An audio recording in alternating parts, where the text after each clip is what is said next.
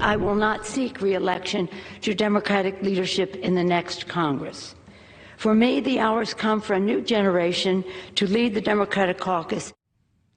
It is the end of an era for Democratic leadership in the House. Speaker Nancy Pelosi announcing that she will not seek another term as Democratic leader when the next Congress is sworn in January. She is not stepping down altogether, though. She will keep her San Francisco area congressional seat. Pelosi is the first woman to serve as House Speaker, and she had been in that leadership role for 2 decades. Her announcement comes after Democrats lost control of the House to Republicans in the midterm elections, and also just weeks after Pelosi's husband, Paul Pelosi, was brutally beaten at their home in what the San Francisco district attorney calls a politically motivated attack. During her 20-minute speech, Speaker Pelosi talked about one of her most harrowing moments as Speaker, being moved into hiding during the attack on the U.S. Capitol on January 6th. With these elections, the people stood in the breach and repelled the assault on democracy. They resoundingly rejected violence and insurrection, and in doing so, gave proof through the night that our flag was still there.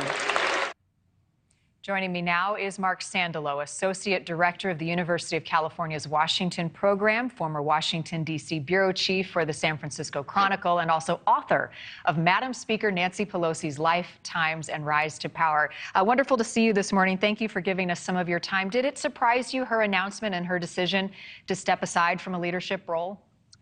You know, it's not so much surprise as that none of us have ever witnessed Pelosi yielding power. You know, she always says power isn't given, power is taken. And, you know, I followed her career from when she first arrived in Washington, and she was on a steady path, and she knew the obstacles in front of her. She counted votes better than anybody before her, and she went up, up, up. This time, she knew she had the votes. She could have continued not as Speaker because the Democrats lost the House majority, but she could have continued as the Democratic leader, but she decided the time had come to hand it over to a new generation, as she said. And what do you think most factored into that decision? Obviously, the attack on her husband was difficult. She became emotional even talking about it yesterday during her speech. You know, it's interesting that Pelosi, you know, I've said that she doesn't have the ego of a typical man in that, you know, I don't think she has the same quest for power that's typical in a Washington politician. On the other hand, she has an ego, and I think she believes that she can do this better than anybody else. I don't think that anything has happened to dissuade her. And the one reason I thought she might stick around is because the House majority is going to be so thin for the Republicans, they're going to need to work with Democrats. And I'm sure that many folks on Capitol Hill and Pelosi herself believe she's in a unique position to capitalize on that.